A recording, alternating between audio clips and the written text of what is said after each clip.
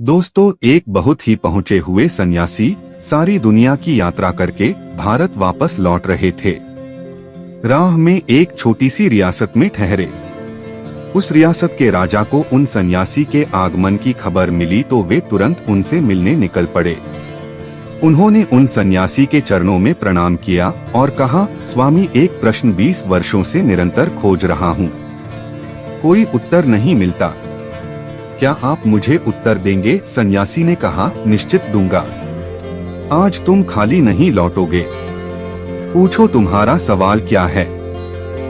राजा ने कहा, मैं ईश्वर से मिलना चाहता हूँ, मुझे उनके बारे में सुनना या समझना नहीं है, मैं सीधा उनसे मिलना चाहता हूँ। सन्यासी ने कहा, अभी मिलना चाहते हो या थोड़ी देर ठहर कर? राजा ने कहा, माफ करिए, शायद आप समझे नहीं, मैं परमपिता परमात्मा की बात कर रहा हूँ। आप यह तो नहीं समझे कि किसी ईश्वर नाम वाले आदमी की बात कर रहा हूँ, जो आप कहते हैं कि अभी मिलना है या थोड़ी देर रुक सकते हो।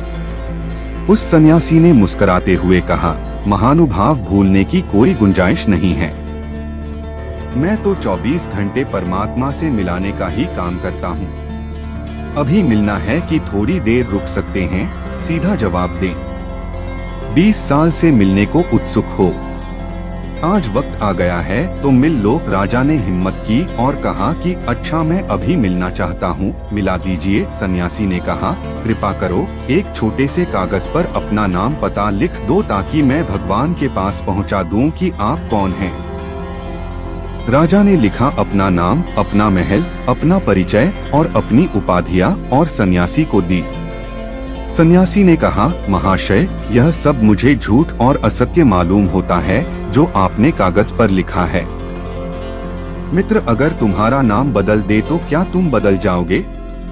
तुम्हारी चेतना, तुम्हारा सत्य, तुम्हारा व्यक्तित्व दूसरा हो जाएगा। राजा ने कहा, नहीं, नाम के बदलने से मैं क्यों बदलूंगा, नाम है, मैं हूँ। तो सन्यासी ने कहा कि एक बात तय हो गई कि नाम तुम्हारा परिचय नहीं है, क्योंकि तुम उसके बदलने से बदलते नहीं। अब यह बताओ, आज तुम राजा हो, कल गांव के भिखारी हो जाओ तो बदल जाओगे? तो राजा ने कहा, नहीं, राज्य चले जाने से भिखारी हो जाऊंगा, लेकिन मैं क्यों बदल जाऊंगा? मैं तो जो राजा होकर हूँ, भिखारी होकर भी वही रहूंगा। ना होगा मकान, ना होगा राज्य, ना होगी धन संपत्ति, लेकिन मैं तो वही रहूंगा जो मैं हूँ। तब सन्यासी ने कहा, तय हो गया कि राज्य तुम्हारा परिचय नहीं है, क्योंकि राज्य छिन जाए तो तुम बदलते नहीं। तुम्हारी उम्र कितनी है? राजा ने कहा, 40 वर्ष। सन्यासी ने कहा, तो 50 वर्ष के होकर तुम दूसरे हो जाओगे। 20 वर्ष के या बच्चे थे तब दूसरे थे। राजा ने कहा, नहीं, उम्र बदलती है, शरीर बदलता है, लेकिन मैं जो बचपन में था, जो मेरे भीतर था, वह आज भी है।